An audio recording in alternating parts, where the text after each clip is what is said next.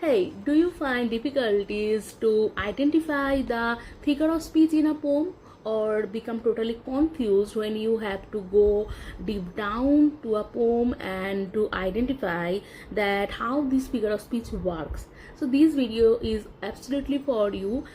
In this video I'm going to discuss that 5 figure of speech. I will define this figure of speech and I'll try to explain it, and I'll try to explain that how it works. This is the second part of this series. In first part I have already discussed what is figure of speech, how we use it, and how it works. Okay, so this video is particularly for the student of first semester major English of Burdwan University, but all the students who find difficulties in identifying the figure of speech or in identifying the how it works, you can also watch it. Okay, and you can also join to my batch, the online batch which I have started. Many students have already joined, and I start it with a low price. Okay, I had started it with a low price, but at the end of August the price will increase. So those who want to join, who feel interested to joining in, you can join, because at the end of the August the price will be high. You can check the price here, and you can DM me or you can call me in this contact numbers. Okay, so as I said that in the last video or in the previous video, I have already discussed that what is figure of speech and how it works, but still I will discuss it. Figure of speech means when the writers, the authors, they try to emphasize with their words, with the phrase. Okay, it's like the alankar in Bengali. So they are, by using particular words, by using particular clause, by using particular phrases, they try to emphasize. Because when a poet sees something, when a poet see an incident, and an ordinary people or an ordinary man seen an incident, it is totally different point of view, right? Poet can describe it in the literary way, and an ordinary man will describe it in ordinary way. So there is a difference, and there is the usefulness of figure of speech, because by using this figure of speech, a poet can write something which particularly influence the audience, which particularly influence the authors. Okay, so this is here where the usefulness of the figure of speech lies. Okay, so our first figure of speech is anaphora. Okay, so as I said that in my last video I discussed the poem Bright Star by John Keats. I have analyzed the poem, and I just identifies the figure of speech in that particular poem. In this video I will going to discuss the poem Astrophil and Stella. Only I will going to identify the figure of speech. Okay, and the analysis or explanation for the paid students.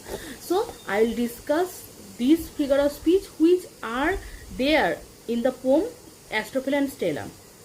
And as I said that this video is for the first semester students, so 1 5 marks question will come where you have to identify the line, that which figure of speech is used in this particular line, particular sentence, and then you have to write the answer that yes, this is an example of metaphor, and in this poem the poet used this figure of speech, and what is metaphor you have to write, and then you have to explain it. Okay, now what is anaphora?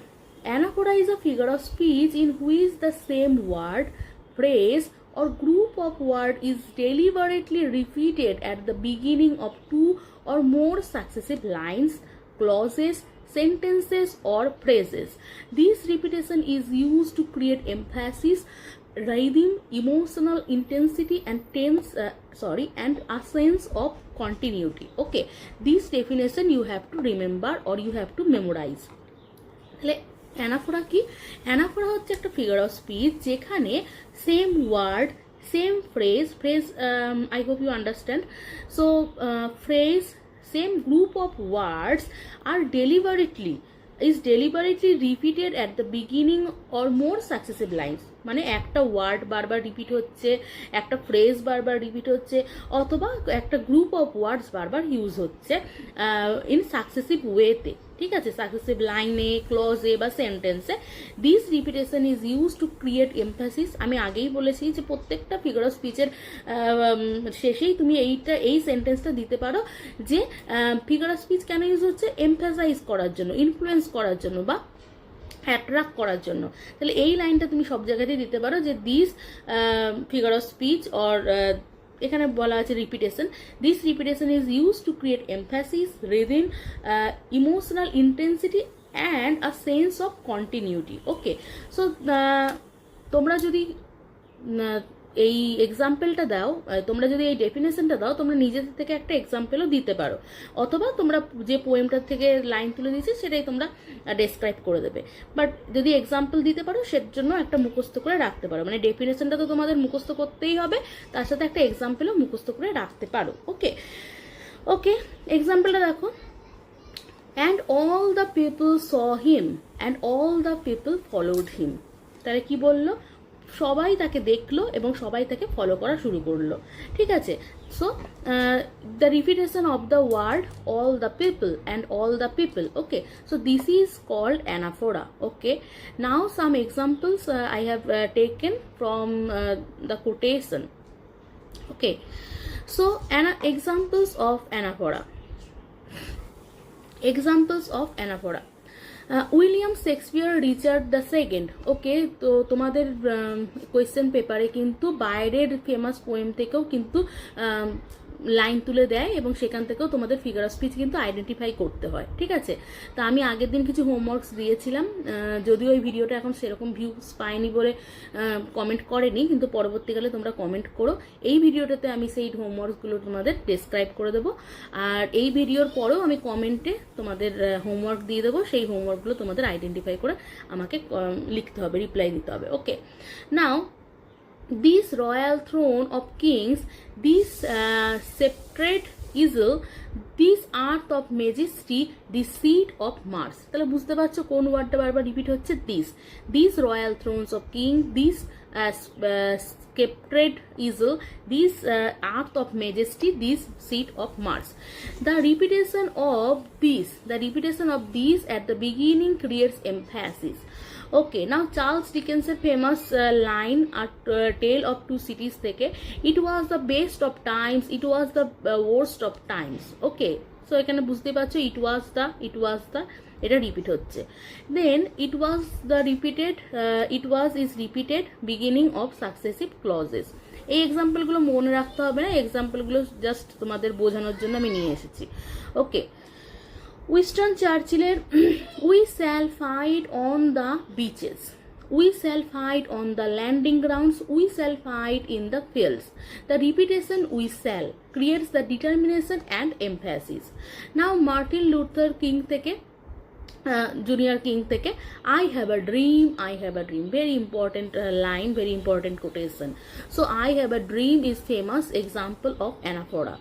Now William ওয়ার্ডসওয়ার্থের London থেকে, the soul was like a star and dwelt apart, thou hadst a voice whose sound was like the sea। Okay, so the repeated thy and thou openly contributes to the poem's theatrical emphasis।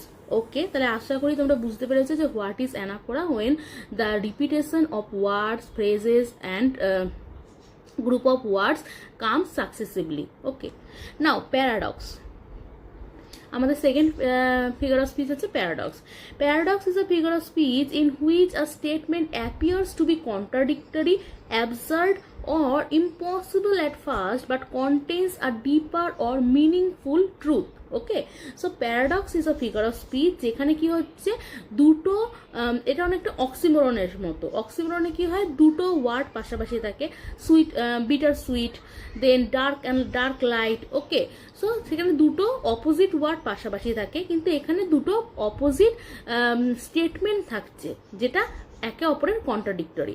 So paradox is a figure of speech in which a statement appears to be contradictory, absurd or impossible at first but contains a deeper or meaningful truth.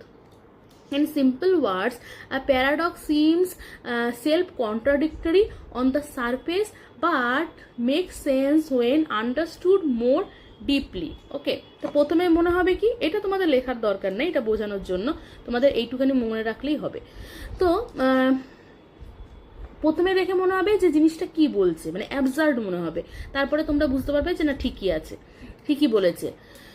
তো example দেখো, William শেক্সপিয়ারের Hamlet থেকে, I must be cruel only to be kind, আমাকে cruel হতে হবে দয়ালু হওয়ার জন্য। তো প্রথমে শুনে মনে হচ্ছে কি বলছে, being cruel and kind seems opposite but Hamlet means that his harsh action will ultimately help someone, মানে সে যদি কারোর সঙ্গে রুড ব্যবহার করে সেটা পরবর্তীকালে তার ভালোর জন্যই হচ্ছে, ওর জন্য সেটা বলা হয়েছে। ওকে, সো জন ডানের হোলি সনেট থেকে, ডেথ দাও শ্যাল ডাই, ডেথ কি করে মরতে পারে, ডেথ তো মরতে পারে না, তাহলে কি বলছে, ডেথ দাও শ্যাল ডাই, তাহলে এটা কি হচ্ছে, কন্ট্রাডিক্টরি একটা স্টেটমেন্ট হচ্ছে, এটাকেই বলা হচ্ছে, এটাই হচ্ছে example of paradox. Okay, death can not literally die but done means that death will ultimately be defeated, মানে ডেথ যেন পরাজিত হয়।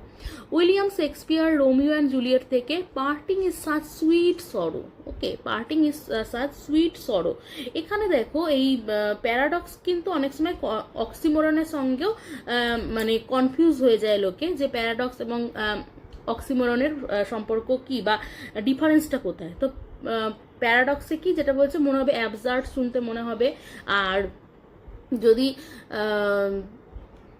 অক্সিমোরন থাকে সেখানে দুটো অপোজিট ওয়ার্ড পাশাপাশি থাকবে। এখানে আর একটাও হয় অ্যান্টিথেসিস, সো সেটাও কিন্তু অনেক কনফিউজ হয়ে যায়। এখানে যেহেতু এক্সাম্পলটা সেরকম নেই বলে আমি দিইনি, তবে তোমাদের একটা পোয়েমে দেখবে অনেক রকম কিন্তু ফিগার অফ স্পিচ ইউজ হয়। হ্যাঁ, কোনোটা হয়তো লাইট রেফারেন্স থাকে, কোনোটা হয়তো ডিপ রেফারেন্স থাকে। তোমরা মনে রাখবে, তোমাদের ভয়ের কোনো ব্যাপার নেই, তোমাদের যে পোয়েমসগুলো যেগুলো একদম এক্স্যাক্ট ফিগার অফ স্পিচ ভালোভাবে ইউজ হয়েছে সেখান থেকে কিন্তু লাইন দেবে। তো এরকম কনফিউজ হয়ে যাবে বা দু তিনটে অ্যান্সার আসতে পারে, এরকম কিন্তু দেওয়ার চান্সেস খুবই কম। ওকে, now sweet and sorrow appears contradictory but separation can be painful while also being emotionally precious. Okay, now Philip সিডনির থেকে লাইনটা আমি দিয়েছি, পরবর্তীকালে যদিও আমি ডেসক্রাইব করব। Great with child to speak and helpless in my throes, তাহলে সে কি বলতেও চাইছে, মনে হচ্ছে চাইল্ড বলবে কিন্তু আবার তার গলাটা আটকে আসছে। Astrophel is full of thoughts and eager to express them yet he is simultaneously unable to write them down. The contradiction expresses his creative frustration. Okay, now metonymy. Okay, metonymy, metaphor এবং সিনেকডকি, এইটা নিয়ে আমার একটা video আছে, এই ভিডিওতে তোমরা নিজেরা গিয়ে দেখতে পারবে। একটু কনফিউজ হয়ে যায় অনেকেই এই তিনটে ফিগার অফ স্পিচের ক্ষেত্রে, ওটাতে কিন্তু খুব সুন্দরভাবে বোঝানো আছে, আমি আজকেও খুব ভালোভাবে বোঝানোর চেষ্টা করব।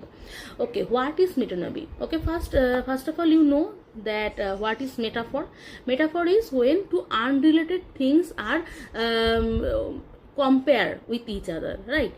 দুটো without using the word like or as, like এবং অ্যাজ ইউজ না করে দুটো আনরিলেটেড ওয়ার্ডকে যদি আমরা কম্পেয়ার করি, লাইক আমি যদি বলি you are the sun of my life, তুমি আমার সূর্য, আমার জীবনে তুমি সূর্য, তাহলে কি মানে ইউ হ্যাভ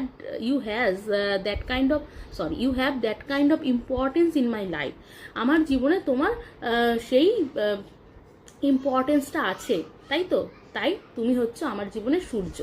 তাহলে কি দুটো আনরিলেটেড থিং, তোমার সাথে সূর্যের তুলনা করা পুরোপুরি আনরিলেটেড, কিন্তু আমি কিন্তু তুলনা করছি। এরপর দেখো মিটোনমিতে কি হবে, metonymy is a figure of speech in which one word or expression is used in place of another word or expression that is closely associated with it. The two things are not similar but they have a direct association or connection। তাহলে কি বলছে, মেটাফরে কি হচ্ছে, দুটো unrelated thing এর মধ্যে compare করা হচ্ছে। মিটোনমিতে কি হচ্ছে, দুটো যে ওয়ার্ড তাদের মধ্যে কানেকশন আছে, তাদের মধ্যে তারা হয়তো এক জিনিস নয়, সিমিলার নয়, কিন্তু তাদের মধ্যে কানেকশন আছে, সেটাকে যখন আমরা উল্লেখ করব বা মেনশন করব সেটাকে বলা হয় metonymy. I hope you understood. So metonymy is a figure of speech in which one word or expression is used in place of another word or expression that is closely associated with it, যেটা closely associated. এরপর আমি আমার বিখ্যাত কিছু example দেব, এখানে যদিও কিছু example আছে। ধরো গান্ধীজির এক্সাম্পলটা আমি আগেও দিয়েছি, এখনও দিই। তো যে 2 অক্টোবরে আমরা গান্ধী জয়ন্তী যে পালন করি, তো 2 অক্টোবরে দেখবে আমরা কি করি, গান্ধীজির যে স্পেকটাকলস থাকে সেই স্পেকটাকলসের একটা সুন্দর একটা ছবি আসে। হ্যাঁ, তো এখানে কিন্তু দেওয়া হয় গান্ধী জয়ন্তী 2 অক্টোবর দিয়ে দিই। তাহলে এই যে গান্ধী জয়ন্তীর এই যে স্পেকটাকলের যে ছবিটা, এই ছবিটা থেকে আমরা কি করে বুঝি যে উনি গান্ধীজির বার্থডে সেলিব্রেশন হচ্ছে। বা আমরা দেখবেন নেতাজির শুধুমাত্র হয়তো কোনো জায়গায় টুপিটা দেওয়া হচ্ছে, সেখানে আমরা দিয়ে দিচ্ছি, সেই টুপিটা দিয়ে আমরা কিন্তু আইডেন্টিফাই করতে পারছি যে এটা নেতাজির সিম্বল বা এটা নেতাজিকে বোঝানো হচ্ছে। তাহলে কি, যে জিনিসটা দিয়ে আমি নেতাজিকে বোঝাচ্ছি, যে চশমাটা দিয়ে আমি গান্ধীজিকে বোঝাচ্ছি, সেটা রিলেটেড, কিন্তু জিনিস দুটো এক নয়, কিন্তু associated. This two things are associated with each other, right? So now look at the examples. The crown, okay, the crown means the king or queen monarchy। তাহলে ক্রাউন মানে কি, আমি যদি বলি ক্রাউনের কাছে আমি কি করছি, রিকোয়েস্ট করছি, তাহলে ক্রাউন মানে কি, ক্রাউন মানে হচ্ছে রাজা বা রানী, তাই তো, means king or queen, monarchy. The crown has announced a new policy. তাহলে ক্রাউন কি অ্যানাউন্স করেছে, নিউ পলিসি। তাহলে ক্রাউন কি অ্যানাউন্স করতে পারে, অবশ্যই না। তাহলে রাজা বা রানী কি অ্যানাউন্স করেছে, নিউ পলিসি। এটা তো বিখ্যাত একটা example. The pen is mightier than the sword. Pen হচ্ছে তলোয়ারের থেকে বেশি ইম্পর্টেন্ট বা বেশি মাইটার, বড়। Pen means writing or literature, sword means military force or violence, okay? The White House issued a statement। তাহলে হোয়াইট হাউস একটা statement issued করেছে, সেটা মানে কি, হোয়াইট হাউস মানে তোমরা সবাই জানো যেখানে ইউএস এর অ্যাডমিনিস্ট্রেশন বা প্রেসিডেন্ট থাকেন। তাহলে হোয়াইট হাউস কি করেছে, একটা কিছু ইস্যুড করেছে। তাহলে পেন বলতে আমরা বুঝলাম যে পেন বলতে রাইটিংস বোঝাচ্ছে, লিটারেচার বোঝাচ্ছে, আর সোর্ড বলতে আমাদের মিলিটারি ফোর্স বোঝাচ্ছে, যে পেন আমাদের কিন্তু মিলিটারি ফোর্সের থেকে অনেক বড়। Okay, the stage can mean the theatre or theatrical profession. Okay, okay, আগে এটা দেওয়া হয়েছে। She has spend 20 years on the stage. সে কি করেছে, 20 ইয়ার্স স্পেন্ড করেছে। Lend me your ears. Okay, lend me your ears. তাহলে এখানে কি, ইয়ার্স বলতে অ্যাটেনশন বা লিসেনিং বোঝাচ্ছে। লেন্ড মি ইয়োর ইয়ার্স, লিসেন মি কেয়ারফুলি। তো বুঝতে পেরেছো আশা করি, যেখানে কি হচ্ছে, কোনো কিছুর যদি অ্যাসোসিয়েট হয়, সেই অ্যাসোসিয়েশনের যদি কোনো একটা জিনিসকে দিয়ে আর একটা কিছুকে বোঝানো হয়, সেটাকে বলা হবে হচ্ছে মিটোনমি। এবার দেখো সিনেকডকি। সিনেকডকি হচ্ছে, Synocdoche is a figure of speech in which a part of something is used to represent the whole, or the whole is used to represent a part. It is based on a relationship of inclusion between two things. ওকে, তাহলে এখানে কি বোঝানো হচ্ছে, যে একটা ছোট part দিয়ে এই বড় জিনিসটাকে বোঝানো হচ্ছে, বড় জিনিসের একটা ছোট পার্ট দিয়ে বড় জিনিসটাকে বোঝানো হচ্ছে, বা বড় জিনিসটাকে দিয়ে একটা ছোট জিনিসকে বোঝানো হচ্ছে। I hope you understood. Okay, দেখো বোঝাচ্ছি। তাহলে মেটাফোরে দুটো আনরিলেটেড জিনিস, মিটোনমিতে যেটা অ্যাসোসিয়েটেড সেটাকে দিয়ে বোঝানো হচ্ছে। সিনেকডকি হচ্ছে যেখানে synecdoche is a figure of speech in which a part of something is use to represent the whole, মানে ছোট একটা পার্ট দিয়ে আমি বড় কিছুকে বোঝাচ্ছি বা বড় একটা পার্ট দিয়ে আমি ছোট কিছুকে বোঝাচ্ছি। It is based on a relationship on inclusion between two things. Okay, now look, all hands on deck, all hands on deck. Hands বলতে কি বোঝাচ্ছে? সেলার্স, সেলার্স থেকে আমরা হ্যান্ড বলছি, তাহলে সেলার্সদেরই হ্যান্ড আছে, তাহলে আমি সেলার্স না বলে আমি কি বলছি? Hands. A part hands represent the whole people or sailors. We need some extra wheels, wheels mean car. Okay, so wheels mean car, so we need some extra wheels. A part, গাড়ির একটা part হচ্ছে wheels, right? গাড়ির একটা part হচ্ছে wheels, তাহলে সেই গাড়ির কথাকে বলা হচ্ছে যে হুইলস দিয়ে বোঝানো হচ্ছে। The world watch the match, তাহলে পৃথিবী কি পুরো পৃথিবী ম্যাচ দেখছে? না, পৃথিবীর লোকেরা ম্যাচ দেখছে। People around the world watching the match. The whole represent the people who form part of it. Okay, তো এই পিডিএফটা কিন্তু আমি শেয়ার করে দেবো আমার গ্রুপে, এবং হোমওয়ার্কটার লিঙ্কটা আমি এই ভিডিওর কমেন্টে দিয়ে দেবো। Okay, now India, the Indian cricket team. Okay, India won the match, India won the match মানে কি ইন্ডিয়া জিতেছে? না, Indian cricket team won the match. Give us this day or day our daily bread. Okay, bread বলতে আমাদের food আর লাইভলিহুডকে বোঝাচ্ছে। তো আশা করি বুঝতে পেরেছো। এবার আমরা এই পোয়েমটাতে চলে যাই। পোয়েমটাতে কি কি ফিগার অফ স্পিচ ইউজ হয়েছে আমরা দেখে নিই। তার আগে তোমাদেরকে একটু টাইম দিচ্ছি, তোমরা একটু নিজেরা পড়ে দেখো। অনেক ফিগার অফ স্পিচ আছে যেগুলো আগের ভিডিওতে আমি করিয়েছি, সেগুলো আমি আনিনি। তোমরা একটু চেষ্টা করো, তারপর আমি বোঝাচ্ছি।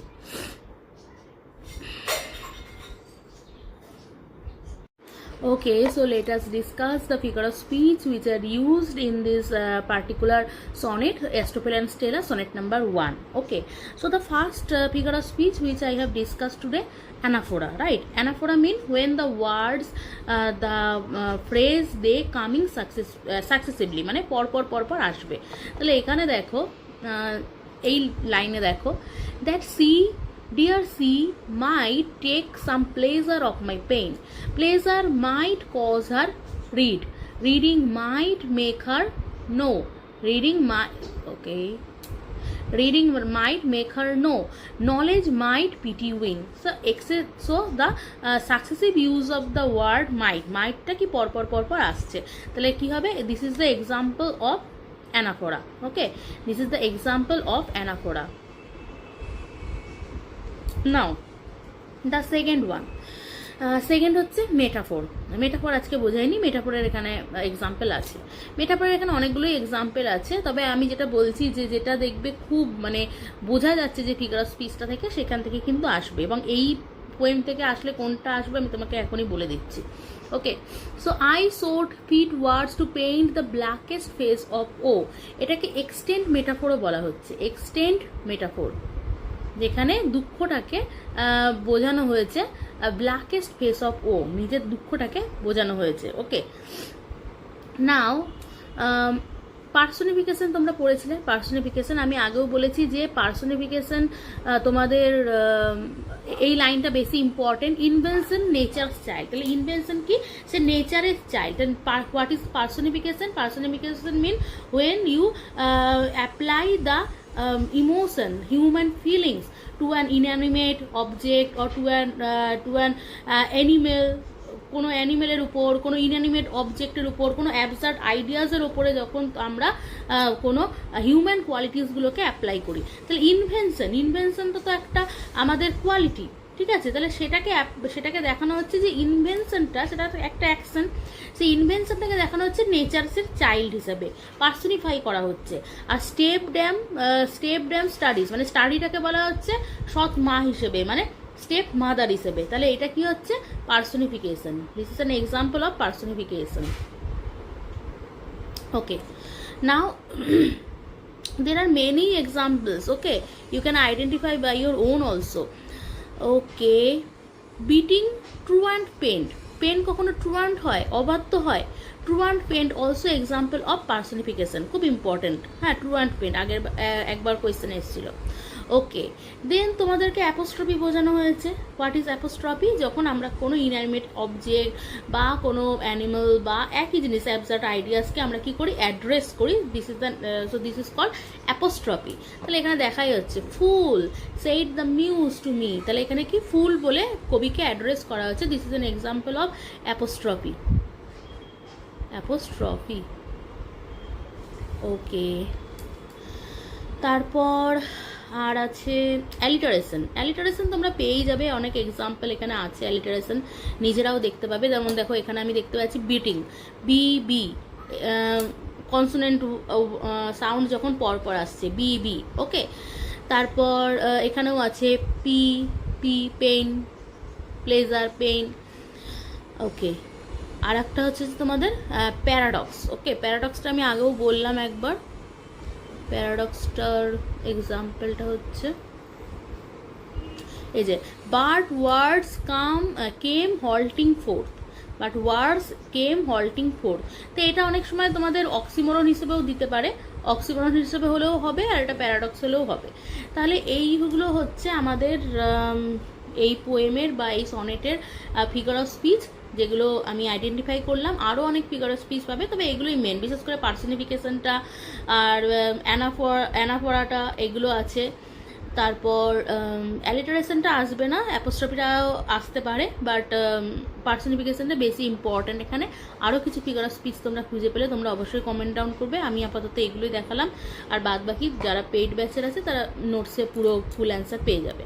ওকে, তাহলে আগের দিনের আমি হোমওয়ার্কটা একবার ডিসকাস করে নিই। দেখো, hope is the thing with fearless that perches in the soul. Hope is the thing that fearless with feathers that perches in the soul. So this is an example of metaphor. আমি পরপরই দিয়েছি। The moon was a ghostly gallon tossed upon cloudy seas. Okay, metaphor. তাহলে মুনকে কি করা হচ্ছে, মুনকে compare করা হচ্ছে ঘোস্টলি গ্যালনের সাথে। অল দ্য ওয়ার্ডস, এটা তো আমার এক্সাম্পলে দিয়েছিলাম। All the world stage and all the men and women merely players, metaphor. ওয়ার্ল্ডকে স্টেজের সঙ্গে কি করা হচ্ছে, সিমিলার কম্প্যারিজন করা হচ্ছে, কম্পেয়ার করা হচ্ছে। I wonder lonely as a cloud, I wandered lonely as a cloud on high over hills and hills. তাহলে as যখন কম্পেয়ার করা হচ্ছে as দিয়ে লাইক দিয়ে, তাহলে এটা example of simile.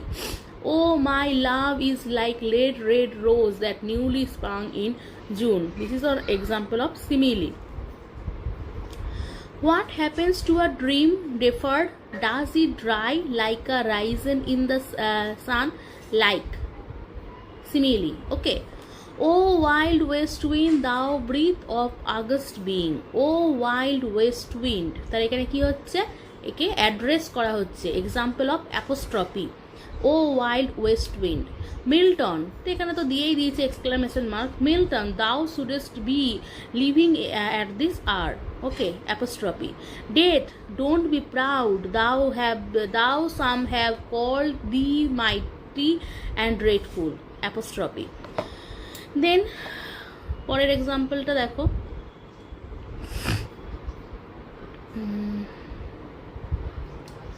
why then O brawling loving hate, তাহলে loving and hate oxymoron. Okay, example of oxymoron, loving hate. The bookful blockhead ignorantly read with loads and learned lumber in his head. Okay, তাহলে bookful blockhead oxymoron, example of oxymoron. The faith unfaithful kept his falsely true, তাহলে faith unfaithful দুটো opposite word পাশাপাশি আছে, মানে হচ্ছে example of oxymoron. Okay, now last 3. Because I could not stop for death, he kindly stopped for me. তাহলে আমি মৃত্যুর জন্য দাঁড়াতে পারবো না, মৃত্যু আমার জন্য তাই দাঁড়িয়েছে বা দাঁড়িয়েছিল। ওকে, তাহলে ডেথকে কি বলা হচ্ছে, এখানে পার্সনিফাই করা হচ্ছে। The sea bear raised her neck as a white wall and all her race noise rose. Okay, তাহলে সি কি করছে, তার ঘাড় তাকে রেস করছে, তাহলে এটা হচ্ছে personification. Then the stars went renewed in their dancing, and trees the roadside clapped their hands. তাহলে এখানে কি ট্রিজরা ক্ল্যাপ করছে আর স্টার্সটা কি করছে, তারা নিজেদের ডান্সকে আবার রিনিউ করছে, তাহলে এটাও এক্সাম্পল অফ পার্সনিফিকেশন। ওকে, তাহলে আমি একটা কাজ করব, আমি এর মাঝেই একদিন তোমাদের যে প্রিভিয়াস ইয়ার কোয়েশ্চেন আছে সেখানে কি কি ফিগার অফ স্পিচ এসেছে এবং কীভাবে অ্যান্সার করতে হবে এটা নিয়েও একটা ভিডিও বানাবো, যেগুলো এসে গেছে সেটা থেকেও। কারণ আমি বারবারই বলছি যে শুধুমাত্র পোয়েমসের ফিগার অফ স্পিচগুলো কমপ্লিট করলে হবে না, কিছু কিছু ফেমাস পোয়েমসেরও ফিগার অফ স্পিচগুলো তোমাদের জেনে রাখতে হবে। যে ধরো পার্সনিফিকেশন আমি করলাম, পার্সনিফিকেশন আর কোন মোটামুটি মানে ফেমাস পোয়েমসে ইউজ হয়েছে, বা তুমি যদি ভালো করে জেনেই যাও যে হোয়াট ইজ পার্সনিফিকেশন বা what the definition of other figure of speech, then you can easily understand. Okay, you can easily identify. তাও একটু ফেমাস যে পোয়েমসগুলোর ফিগার অফ স্পিচগুলো একটু জেনে যাওয়াটা খুব ভালো।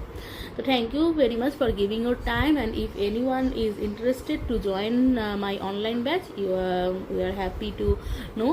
And if you have any queries, you can comment down in the comment section, and I will share the homework in comment section. You can reply, you can answer, and you can get this PDF from my Telegram channel, or I will share this in my description box. Thank you very much.